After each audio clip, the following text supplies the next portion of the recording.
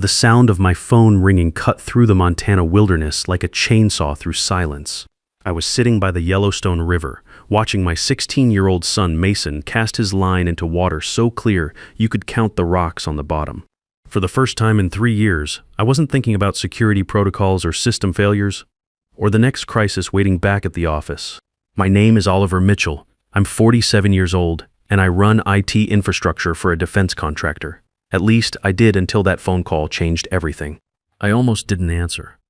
This was supposed to be our father-son trip, the first real vacation I'd taken since the divorce. Mason was heading to college in the fall, and I wanted to give him something to remember before everything changed again. But old habits die hard, especially when you've spent 12 years keeping military-grade systems running for a company that handles $20 million in government contracts. The caller ID showed Wesley Hamilton, my boss, a guy 5 years younger than me with an MBA from Wharton and about as much technical knowledge as my fishing tackle box. "Oliver, what the hell do you think you're doing?"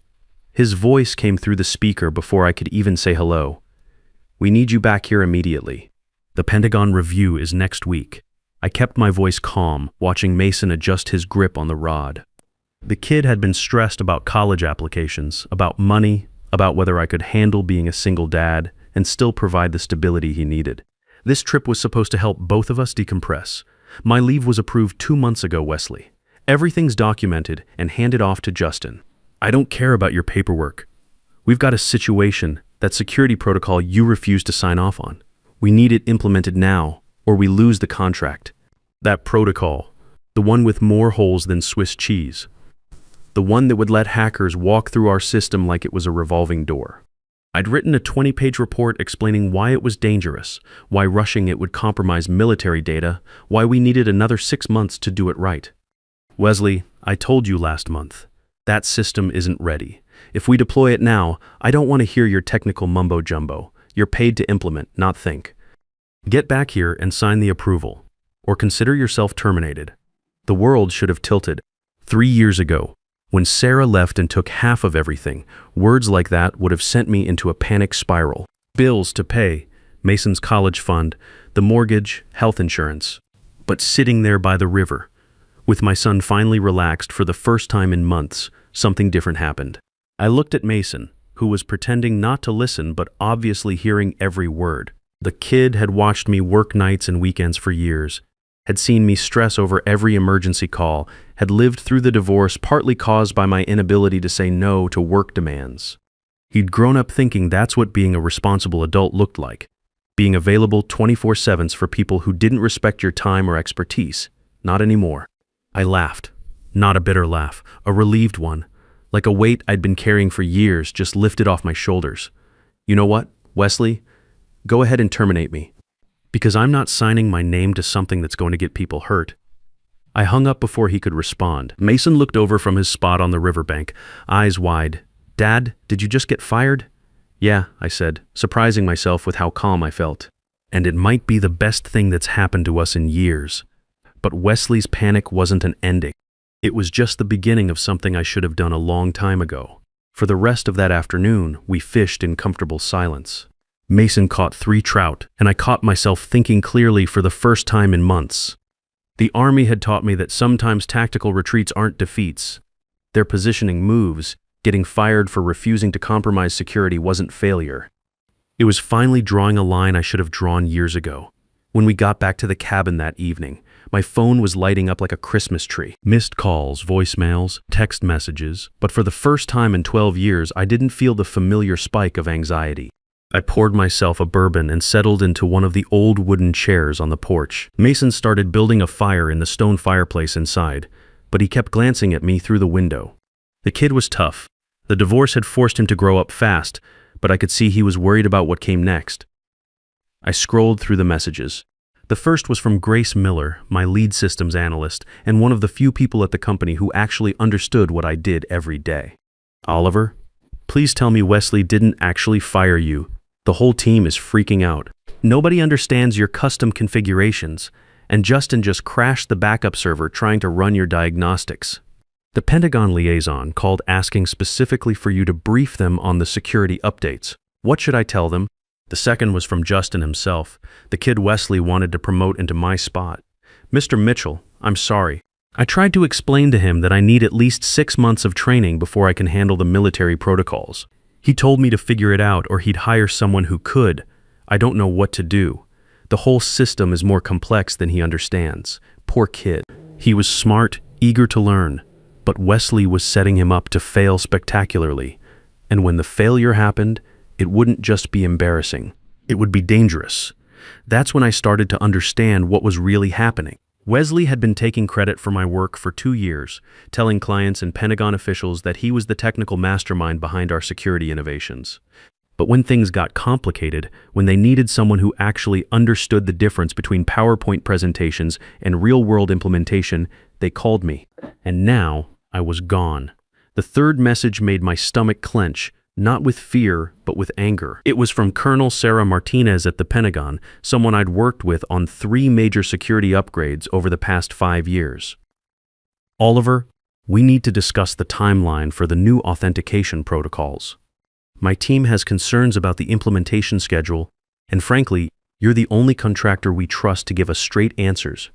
Can we set up a call for Monday? They weren't asking for Securitas Defense Solutions, the company that employed me. They were asking for me specifically. The guy Wesley just fired for having the audacity to refuse to rubber stamp a system that could compromise national security. Mason appeared in the doorway, silhouetted against the warm light from the fireplace. Dad, you want to talk about it? I set my phone down and really looked at my son. 16 years old, 6 feet tall now, with his mother's dark eyes and my stubborn chin. In 2 years, he'd be heading off to college, and after that, our time together would be measured in holidays and summer breaks. The divorce had already cost us too much time. I wasn't going to let Wesley's incompetence cost us more. Come here, kiddo. He settled into the chair next to me, and for a few minutes we just listened to the river flowing past the cabin. Finally, I spoke. You know how I've always told you that your reputation is the most important thing you own? He nodded. Well, today I had to choose between keeping a job and keeping my integrity. Your old man chose integrity. Mason was quiet for a long moment. Are you worried about money? About college? The question hit me harder than it should have. The kid was 16, but he'd been watching our family budget tighten since the divorce. He'd seen me stress over tuition payments, had probably noticed that I drove a 10-year-old truck while his friends' parents upgraded cars every few years. Mason, look at me. I waited until he met my eyes. You don't need to worry about college. You don't need to worry about money. What you need to understand is that sometimes doing the right thing looks risky in the short term, but it's the only choice that actually builds something lasting. He smiled then, the first relaxed smile I'd seen from him in months. So what happens now? I honestly don't know yet, but I know we're going to be okay. That's when my phone rang again. Unknown number with a 22 area code. Washington, D.C., Mr. Mitchell. This is General Patricia Wells. I believe we met at the Pentagon cybersecurity briefing last year. I sat up straighter. General Wells was a legend in military technology circles. Former Pentagon CTO, the woman who'd led the modernization of military communication systems in the 2010s. She'd retired 2 years ago to join the private sector. Yes, ma'am, I remember. You asked some very pointed questions about our encryption methodologies. She laughed. I did indeed. And your answers were the only ones that night that demonstrated actual understanding rather than sales talking points. Oliver, I heard about your situation with Wesley Hamilton today. Word traveled fast in defense contractor circles, especially when it involves someone refusing to sign off on potentially dangerous systems. I assume you're calling to tell me I'll never work in this industry again, I said, only half joking, quite the opposite. I'm calling because I'm on the board of a defense technology company that's been looking for a chief technology officer, someone with your background and, more importantly, your principles. My pulse quickened. What kind of company? 40-person startup called Advanced Defense Systems. We've got $15 million in funding and contracts with multiple military branches to develop next-generation encryption and communication security. But we need someone who can lead a technical team and interface with Pentagon officials who actually trust his expertise. I glanced at Mason, who was trying not to look like he was eavesdropping on every word. The base salary is $150,000, plus significant equity stake. You'd be building your own team from scratch, setting your own technical standards, reporting directly to the board. No MBA middle management telling you to cut corners for quarterly numbers. $150,000. That was $30,000 more than my current salary, And the equity could be worth substantial money if the company grew. More importantly, it sounded like a place where technical competence was valued over office politics. There's one more thing you should know, General Wells continued. We've been tracking the situation at your current company. Wesley's rushed security implementation went live this morning. The system failed its first penetration test within 6 hours. The Pentagon is not pleased. I felt a cold satisfaction settle in my chest, not pleasure at anyone's failure, but vindication that my technical assessment had been correct. How not pleased are we talking about? Suspended contract, security audit, possible criminal investigation if classified data was compromised. Your former employer is about to learn what happens when you prioritize appearances over actual security. Mason was watching my face, reading my expressions the way kids learn to do when their family goes through upheaval. I gave him a small nod, and his shoulders relaxed. General Wells, I'm very interested in discussing this opportunity. Excellent. Are you available to fly to our Palo Alto offices next week? I'd like you to meet the team and see what we're building. After we ended the call, Mason and I sat in comfortable silence as the fire crackled and the Montana evening settled around us. Finally, he spoke. Dad, can I ask you something always? Back when you were in the Army, did you ever have times like this, where doing the right thing felt scary, but you knew it was the only choice? I thought about my years in military intelligence, about commanders who demanded results without caring about methods, about the times I'd had to stand up and say no when the ethical cost was too high. More often than I wanted to, I said. But you know what I learned? Your reputation and your integrity are the only things nobody can take away from you. Wesley can fire me, but he can't make me compromise on technical standards that could get people hurt. Mason nodded, understanding more than most kids his age would need to. The drive back to civilization the next morning gave us time to talk about things we'd been avoiding for months. About the divorce, about college applications, about what it meant to be a man in a world where doing the right thing sometimes cost you everything you'd worked for. Mason had always been a thoughtful kid, but the past 3 years had forced him to grow up faster than I'd wanted. He'd watched his parents' marriage fall apart, had seen me work myself into the ground trying to provide stability, had probably wondered if all adults were just making it up as they went along. Dad, he said as we wound through the mountain roads, can I tell you something I've been thinking about? Shoot, when Mom left, you never talked bad about her. Even when I was angry and wanted you to say she was wrong, you just kept saying that sometimes good people make decisions that don't work out. I kept my eyes on the road, but my throat tightened. Sarah hadn't been wrong to leave. She'd been married to someone who couldn't say no to work, who missed family dinners for system emergencies, who brought stress home every night like a toxic cloud. Your mom made the right choice for her, I said carefully, and we both made mistakes that led to that choice, but you never compromised on taking care of me. Even when money was tight, even when you were stressed about work, you never made me feel like I was the problem. God, this kid was going to make me cry on a mountain highway. Mason, being your dad is the best job I've ever had. Everything else is just how I pay the bills. He was quiet for a few minutes, then said, that's why you couldn't sign that paper, isn't it? Because being good at your job means protecting people, not just getting paid. Sometimes your kids teach you things about yourself that you didn't even realize you knew. When we got cell service again, the messages were waiting. Dozens of them. Voice messages, emails, texts. I pulled into a gas station and started working through them while Mason grabbed snacks for the rest of the drive home. The first voicemail was from Helen Morgan, a board member at Securitas Defense Solutions who I'd met exactly twice in 12 years. Mr. Mitchell, this is Helen from the board. We need to speak with you immediately regarding recent developments. There have been serious questions raised about the technical decisions made in your absence. Please call me back at your earliest convenience. Recent developments. That was corporate speak for Wesley screwed up catastrophically, and we're in full damage control mode. The second message was from Grace Miller, and her voice was tight with barely controlled anger. Oliver, you need to know what's happening here. The system Wesley forced through failed the Pentagon security tests this morning. Not just failed, it failed so badly that they're questioning whether our company is competent to handle classified contracts.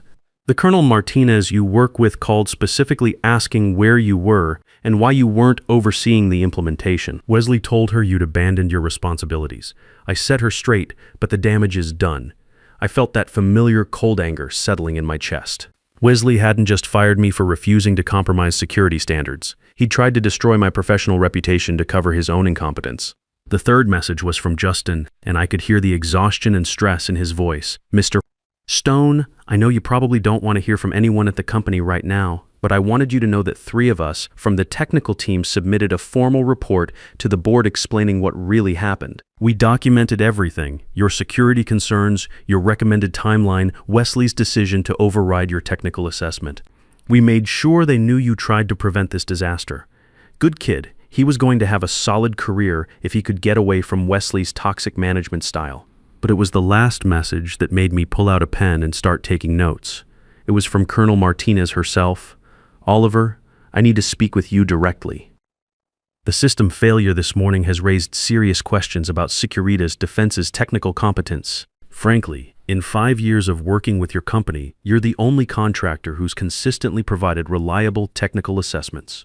I understand you're no longer with Securitas, but I need to know if you're available for direct consultation on security protocols. This is time sensitive and involves national security implications. I called her back immediately. Colonel Martinez, this is Oliver Mitchell returning your call.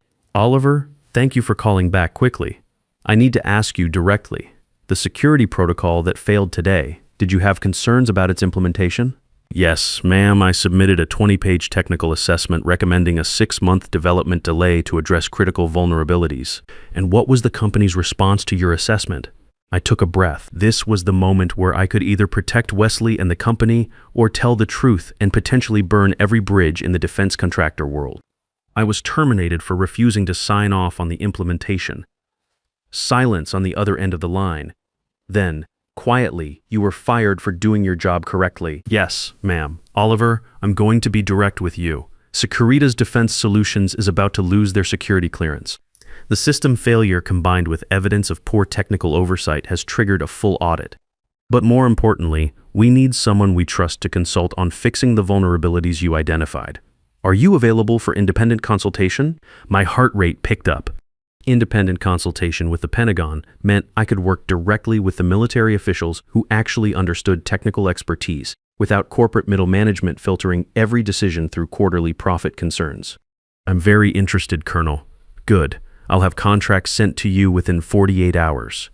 And Oliver, thank you for maintaining professional standards even when it cost you personally. That's exactly why we need to work with you directly. When Mason came back from the gas station with an armload of road trip snacks, I was sitting in the driver's seat with a smile I couldn't contain. Good news? He asked, climbing into the passenger seat. Yeah, really good news. Want to tell me about it? In a minute. First, I want to ask you something. How would you feel about your old man starting his own consulting company? Mason grinned at me, the kind of smile that reminded me why everything I'd done over the past 16 years had been worth it. Dad, I think that sounds awesome. Your own company means nobody can fire you for doing the right thing. 3 weeks later, I was sitting in General Wells's Palo Alto office, looking out at a team of engineers who actually got excited talking about encryption algorithms and security protocols. Advanced Defense Systems didn't look like a typical corporate building. It looked like a place where people came to solve problems, not to play political games. The interview process was unlike anything I'd experienced in the defense contractor world. Instead of PowerPoint presentations and budget discussions, we spent 4 hours diving deep into technical challenges. I showed them my security assessment methodologies, walked them through real-world vulnerabilities I'd identified and fixed, explained my philosophy of building systems that were both secure and practical.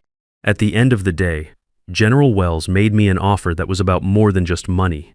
It was about building something that mattered. Oliver, we want you as our CTO, she said. But more than that, we want you to help us build a company culture where technical expertise drives decisions, not quarterly profit targets. The salary was $150,000 base, plus equity that could be worth serious money if the company grew.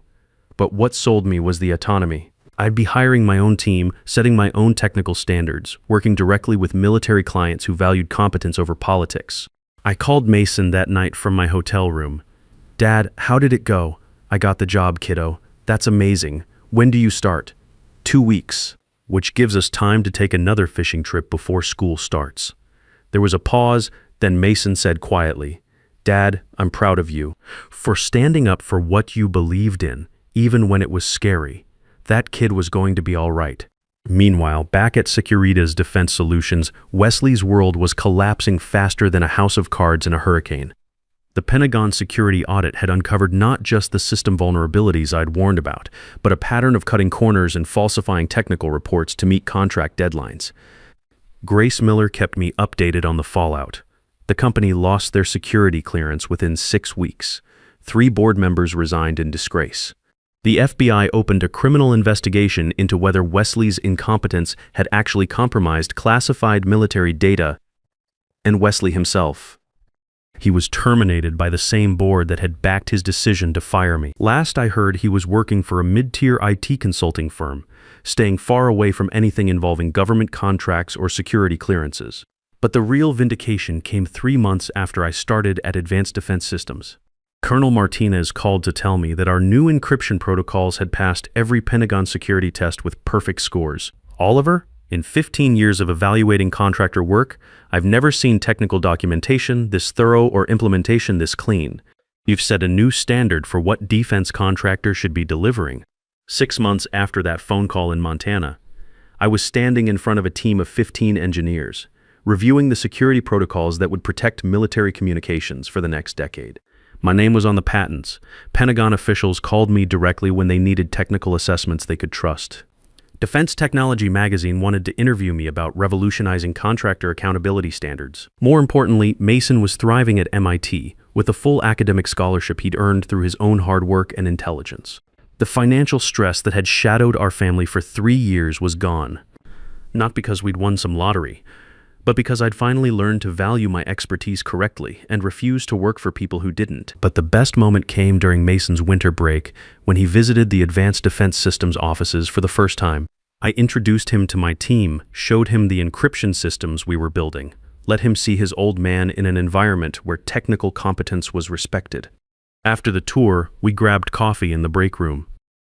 "Dad, can I tell you something? Always? When I was younger, I used to worry that you worked so much because you didn't like being home with me." My chest tightened. "Mason, let me finish. Now I understand. You weren't working so much because you didn't want to be with me. You were working so much because you wanted to take care of me, and you didn't know how to do that without sacrificing yourself. God, this kid was wise beyond his years, but now you've figured out how to do both, haven't you? Take care of me and take care of yourself." "Yeah," I said, throat tight with emotion. "I think I have." That evening, I called my ex-wife Sarah to give her an update on Mason's college progress and to let her know about the new job. We'd managed to build a functional co-parenting relationship over the past year, both of us finally understanding that our divorce hadn't been about failure, it had been about recognizing that we wanted different things from life. "Oliver, I'm glad things are working out for you," she said. "Mason talks about your work differently now. He used to worry about you. Now he sounds proud." "He should be proud," I said, "not of me, but of himself. Kids got better judgment than most adults I know." When I look back now, I realize getting fired wasn't a catastrophe. It was the moment I finally stopped accepting other people's assessments of my worth and started setting my own standards. Sometimes life closes a door just to show you that you've been settling for a room that was too small anyway. Wesley's phone call didn't end my career, it freed it. And the best part isn't the money or the recognition or even the professional respect. The best part is that my son got to watch his father choose integrity over security and see that choice lead to something better than we dared to hope for. That's the lesson I want him to remember when he faces his own impossible choices.